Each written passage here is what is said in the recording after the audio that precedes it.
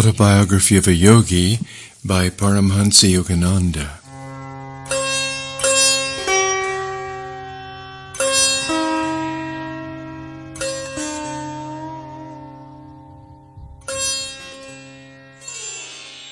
Chapter 16.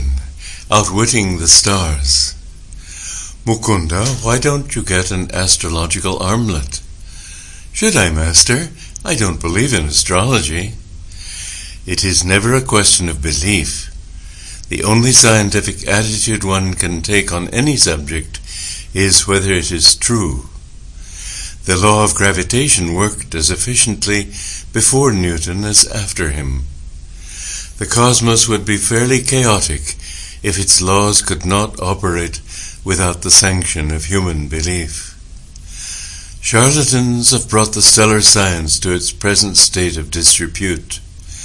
Astrology is too vast, both mathematically and philosophically, to be rightly grasped except by men of profound understanding. If ignoramuses misread the heavens and see there a scrawl instead of a script, that is to be expected in this imperfect world. One should not dismiss the wisdom with the so-called wise. All parts of creation are linked together and interchange their influences. The balanced rhythm of the universe is rooted in reciprocity, my Guru continued. Man, in his human aspect, has to combat two sets of forces. First, the tumults within his being, caused by the admixture of earth, water, fire, air, and ethereal elements. Second, the outer disintegrating powers of nature. So long as man struggles with his mortality, he is affected by the myriad mutations of heaven and earth. Astrology is the study of man's response to planetary stimuli. The stars have no conscious benevolence or animosity. They merely send forth positive and negative radiations. Of themselves, these do not help or harm humanity, but offer a lawful channel for the outward operation of cause-effect equilibriums, which each man has set into motion in the past. Sri Yukteswar continued, a child is born on that day and at that hour, when the celestial rays are in mathematical harmony with his individual karma.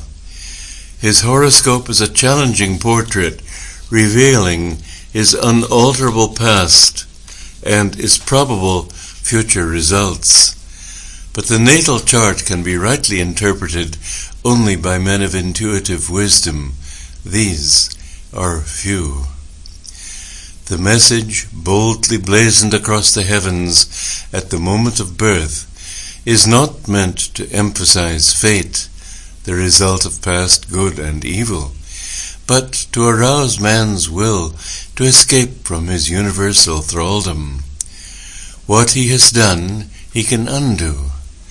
None other than himself was the instigator of the causes of whatever effects are now prevalent in his life. He can overcome any limitation because he created it by his own actions in the first place, and because he has spiritual resources which are not subject to planetary pressure. Superstitious awe of astrology makes one an automaton, slavishly dependent on mechanical guidance. The wise man defeats his planets, which is to say his past, by transferring his allegiance from the creation to the Creator.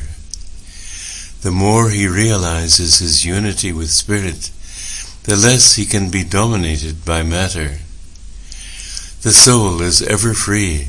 It is deathless because birthless. It cannot be regimented by the stars. Man is a soul and has a body. When he properly places his sense of identity, he leaves behind all compulsive patterns. So long as he remains confused in his ordinary state of spiritual amnesia, he will know the subtle fetters of environmental law. God is harmony. The devotee who attunes himself will never perform any action amiss. His activities will be correctly and naturally timed to accord with astrological law. After deep prayer and meditation, he is in touch with his divine consciousness. There is no greater power than that inward protection." End quote. "Then, dear Master, why do you want me to wear an astrological bangle?" I ventured this question after a long silence, during which I had tried to assimilate Sri Yukteswar's noble exposition. He replied, "It is only when a traveler has reached his goal that he is justified in discarding his maps. During the journey, he takes advantage of any convenient shortcut. The ancient rishis discovered many ways to curtail the period of man's exile and delusion. There are certain mechanical features in the law of karma which can be skillfully adjusted by the fingers of wisdom." He continued, "All human ills arise from some transgression of universal law. The scriptures point out that man must satisfy the laws of nature while not discrediting the divine omnipotence. He should say, 'Lord, I trust in thee and know thou canst help me, but I too will do my best to undo any wrong I have done.' By a number of means, by prayer, by willpower, by yoga meditation, by consultation with saints, by use of astrological bangles, the adverse effects of past wrongs can be minimized or nullified. Just as a house can be fitted with a copper rod to absorb the shock of lightning, so the bodily temple can be benefited by various protective measures. Ages ago, our yogis discovered that pure metals emit an astral light, which is powerfully counteractive to negative pulls of the planets. Subtle electrical and magnetic radiations are constantly circulating in the universe. When a man's body is being aided, he does not know it. When it is being disintegrated, he is still in ignorance. Can he do anything about it? This problem received attention from our rishis. They found helpful not only a combination of metals, but also of plants and, most effective of all, faultless jewels of not less than 2 carats. The preventive uses of astrology have seldom been seriously studied outside of India. One little-known fact is that the proper jewels, metals, or plant preparations are valueless unless the required weight is secured, and unless these remedial agents are worn next to the skin." End quote. "Sir, of course I shall take your advice and get a bangle. I am intrigued at the thought of outwitting a planet. For general purposes, I counsel the use of an armlet made of gold, silver, and copper. But for a specific purpose, I want you to get one of silver and lead." Sri Yukteswar added careful directions. "Guruji, what specific purpose do you mean?" "The stars are about to take an unfriendly interest in you, Mukunda. Fear not, you shall be protected. In about a month your liver will cause you much trouble. The illness is scheduled to last for 6 months, but your use of an astrological armlet will shorten the period to 24 days. I sought out a jeweler the next day and was soon wearing the bangle. My health was excellent. Master's prediction slipped from my mind. He left Serampore to visit Benares. 30 days after our conversation, I felt a sudden pain in the region of my liver. The following weeks were a nightmare of excruciating pain. Reluctant to disturb my guru, I thought I would bravely endure my trial alone. But 23 days of torture weakened my resolution. I entrained for Benares. There Sri Yukteswar greeted me with unusual warmth, but gave me no opportunity to tell him my woes in private. Many devotees visited Master that day just for a darshan, which is the blessing that flows from the mere sight of a saint. Ill and neglected I sat in a corner. It was not until after the evening meal that all guests had departed. My guru summoned me to the octagonal balcony of the house. "You must have come about your liver disorder." Sri Yukteswar's gaze was averted. He walked to and fro, occasionally intercepting the moonlight. "Let me see. You have been ailing for 24 days, haven't you?" "Yes, sir." "Please do the stomach exercise I have taught you." "Oh, if you knew the extent of my suffering, Master, you would not ask me to exercise." Nevertheless, I made a feeble attempt to obey him. "You say you have pain. I say you have none. How can such contradictions exist?" My guru looked at me inquiringly. I was dazed and then overcome with joyful relief.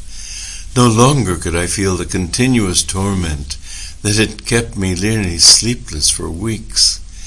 At Sri Yukteswar's words, the agony vanished as though it had never been. I started to kneel at his feet in gratitude, but he quickly prevented me. "Don't be childish. Get up and enjoy the beauty of the moon over the Ganges." But Master's eyes were twinkling happily as I stood in silence beside him. I understood by his attitude that he wanted me to feel that not he, but God, had been the healer.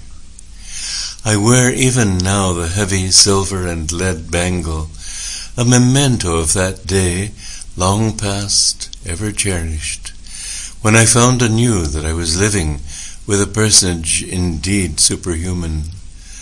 On later occasions, when I brought my friends to Sri Yukteswar for healing, he invariably recommended jewels or the bangle, extolling their use as an act of astrological wisdom. I had been prejudiced against astrology from my childhood, partly because I observed that many people are sequaciously attached to it, and partly because of a prediction made by our family astrologer: "You will marry 3 times, being twice a widower." I brooded over the matter, feeling like a goat awaiting sacrifice before the temple of triple matrimony. "You may as well be resigned to your fate," my brother Ananda had remarked. "Your written horoscope has correctly stated that you would fly from home toward the Himalayas during your early years, but would be forcibly returned. The forecast of your marriages is also bound to be true." A clear intuition came to me one night that the prophecy was wholly false. I set fire to the horoscope scroll, placing the ashes in a paper bag on which I wrote, "Seeds of past karma cannot germinate if they are roasted in the divine fires of wisdom." I put the bag in a conspicuous spot. Ananta immediately read my defiant comment. "Oh, you cannot destroy truth as easily as you have burnt this paper scroll." My brother laughed scornfully. It is a fact that on 3 occasions before I reached manhood, my family tried to arrange my betrothal. Each time, I refused to fall in with the plans, knowing that my love for God was more overwhelming than any astrological persuasion from the past. The deeper the self-realization of a man, this is a quote, the more he influences the whole universe by his subtle spiritual vibrations, and the less he himself is affected by the phenomenal flux. These words of Masters often returned inspiringly to my mind. Occasionally I told astrologers to select my worst periods according to planetary indications, and I would still accomplish whatever task I set myself. It is true that my success at such times has been accompanied by extraordinary difficulties, but my conviction has always been justified. Faith in the divine protection and the right use of man's God-given will are forces formidable beyond any the inverted bowl can muster. That inverted bowl is a quote from the Rubaiyat of Omar Khayyam. The starry inscription at one's birth, I came to understand, is not that man is a puppet of his past. Its message is, rather, a prod to pride. The very heavens seek to arouse man's determination to be free from every limitation. God created each man as a soul, dowered with individuality, hence essential to the universal structure, whether in the temporary role of pillar or parasite. His freedom is final and immediate if he so wills. It depends not on outer, but on inner victories. Sri Yukteswar discovered the mathematical application of a 24,000-year equinoctial cycle to our present age. The cycle is divided into an ascending arc and a descending arc, each of 12,000 years. Within each arc fall 4 yugas, or ages, called Kali, Dwapara, Treta, and Satya, corresponding to the Greek ideas of iron, bronze, silver, and golden ages. My Guru determined by various calculations that the last Kali Yuga, or Iron Age, of the ascending arc started at about AD 500. The Iron Age, 1200 years in duration, is a span of materialism. It ended about AD 1700. That year ushered in Dwapara Yuga, a 2400-year period of electrical and atomic energy developments, the age of telegraph, radio, airplanes, and other space annihilators. The 3600-year period of Treta Yuga will start in AD 4100. Its age will be marked by common knowledge of telepathic communications and other time annihilators. During the 4800 years of Satya Yuga, final age in ascending arc, the intelligence of man will be completely developed. He will work in harmony with the divine plan. A descending arc of 12,000 years, starting with a descending golden age of 4,800 years, then begins for the world. Man gradually sinks into ignorance. These cycles are the eternal rounds of Maya, the contrasts and relativities of the phenomenal universe. Man, one by one, escapes from creation's prison of duality as he awakens to consciousness of his inseverable divine unity with the Creator. Master enlarged my understanding not only of astrology, but of the world scriptures, placing the holy texts on the spotless table of his mind. He was able to dissect them with the scalpel of intuitive reasoning, and to separate errors and interpolations of scholars from the truths as originally expressed by the prophets. Fix one's vision on the end of the nose. This inaccurate interpretation of a Bhagavad Gita stanza, widely accepted by Eastern pundits and Western translators, used to arouse Master's droll criticism. The path of yoga is singular enough as it is, he remarked. Why counsel him that he must also make himself cross-eyed? The true meaning of Nashikagram is origin of the nose, not end of the nose begins at the point between the two eyebrows, the seat of spiritual vision. Because of one Shankya aphorism, Ishwara Siddha, a Lord of creation cannot be deduced, or God is not proved, many scholars call the whole philosophy atheistical. The verse is not nihilistic, Sri Yukteswar explained. It merely signifies that to the unenlightened man, dependent on his senses for all final judgments, proof of God must remain unknown and therefore non-existent. True Shankya followers, with unshakable insight born of meditation, understand that the Lord is both existent and knowable. The Master expounded the Christian Bible with a beautiful clarity. It was from my Hindu guru, unknown to the roll call of Christian membership, that I learned to perceive the deathless essence of the Bible, and to understand the truth in Christ's assertion, surely the most thrillingly intransigent ever uttered. Heaven and earth shall pass away, but my words shall not pass away.